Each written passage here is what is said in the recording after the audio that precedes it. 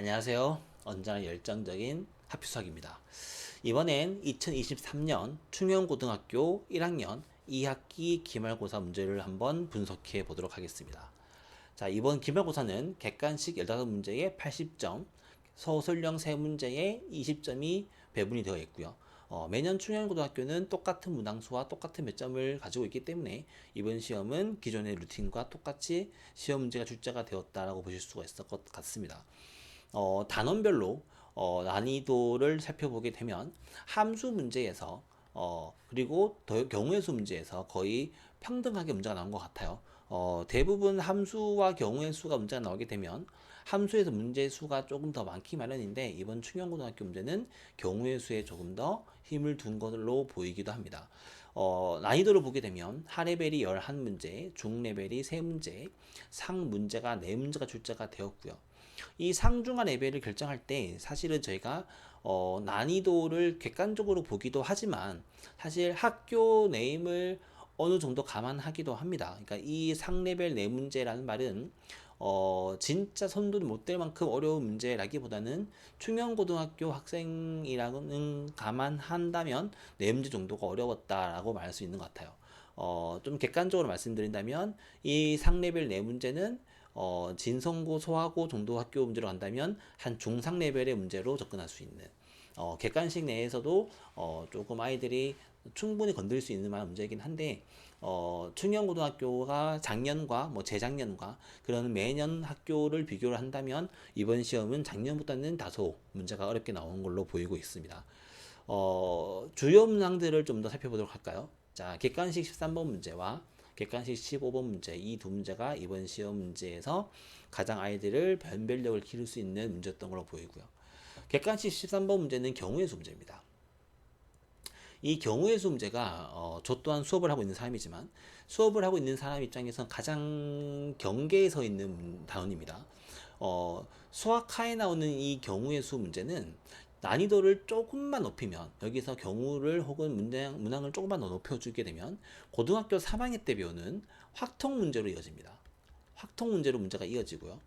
문제를 조금만 낮춰버리게 되면 거의 중학교 2학년 때 나오는 경우의 수랑 별반 큰 차이가 없는 문제가 나오긴 합니다. 그러니까 되게 엄청 기본적으로 문제가 나오거나 아니면 엄청 어렵게 문제가 나오거나.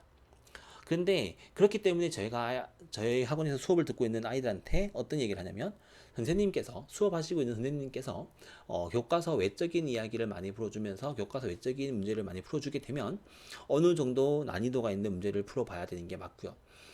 학교에서 조금 기본기 위주로 공부를 했다고 한다면 교과서 위주의 혹은 기본서 위주의 공부를 하시는 것도 나쁘지 않습니다. 근데 이번 충영고등학교 같은 경우는 선생님께서 조금 더 교과서보다 조금 한두 단계 넘어간 문제를 설명을 많이 해줬다고 했기 때문에 저희 학원에서는 이 문제를 많이 접해본 문제긴 합니다. 고등학교 1학년 수학과에서 나오는 경우의 수에서 활용될 수 있는 가장 많이 활용될 수 있는 단원이 분할과 분배에 대한 이야기가 나옵니다. 분할과 분배에 대한 이야기는 사실은 수학과를 공부하고 있는 경우의 수라면 거의 무조건 해야 되는 내용 중에 하나인데 결과론적으로 말하면 교과서에 없는 내용이긴 하죠. 교과서에 없는 내용이긴 하지만 아이들이 다양한 문제집을 통해서 충분히 인지하고 있는 문제인 것 같고요. 그래서 분할과 분배의 내용을 많이 고민해보지 않는 친구라고 한다면 이 문제는 사실 상당히 까다롭게 문제를 풀 수밖에 없다. 자, 15번 문제는 함수의 해석력을 물어봅니다. 함수 문제에서 해석할 수 있는 문제의 조건을 분석하고 해석할 수 있겠습니까를 문제를 물어보는 역함수에 관한 문제였고요.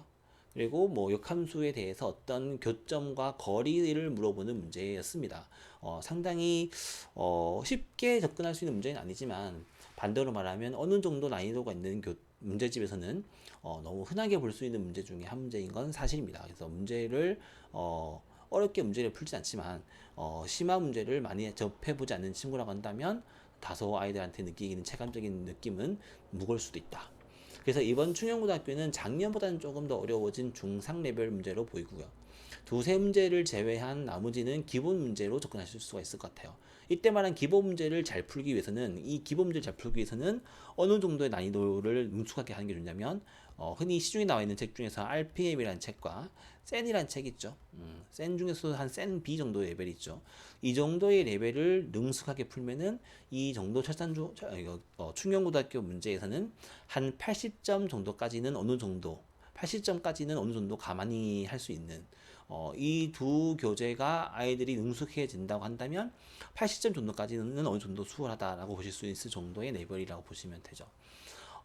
저희 학원 교재인 이완마 같은 교재가 조금 능숙하고 반복을 했다면 이 학교 시험에서는 문제가 어렵습니다라고 나오는 문제는 사실 없는 게 맞습니다. 근데 무엇보다 중요한 건 아이들의 기본기죠. 이제 고등학교 1학년쯤 되면 아이들이 조금 중학교 때부터 심화 문제를 많이 풀어오면서 공부를 꼼꼼하게 했는 학생과 공부를 벼락치기 위주로 암기 위주로 공부를 하는 친구, 그러니까 수학적인 자신감이 있는 친구와 아닌 친구의 차이가 어느 정도 나올 수밖에 없습니다. 그렇기 때문에 저희가 이번에도 12월 19일 날 초등학생과 중학생들을 위한 설명회가 준비가 되어 있긴 한데 그 설명회에서도 제가 준비를 하고 있는 건 고등학교 가서도 이런 기본적인 문제에 대해서 막히지 않고 술술술 문제를 풀려면 어린 나이에 기본기를 공부를 해야 되는 초등학교와 중학교 나이 때 어떤 공부를 해야 되는지에 대한 이야기를 좀 더 나눠보고 싶은 그런 설명회도 있으니까요. 한번 많이 관심을 가져보시면 좋을 것 같고요. 그리고 저희가 겨울방학이죠. 이제 기말고사가 끝났기 때문에 겨울방학이 코앞에 왔는데 겨울방학은 1년 농사를 짓는 시간입니다.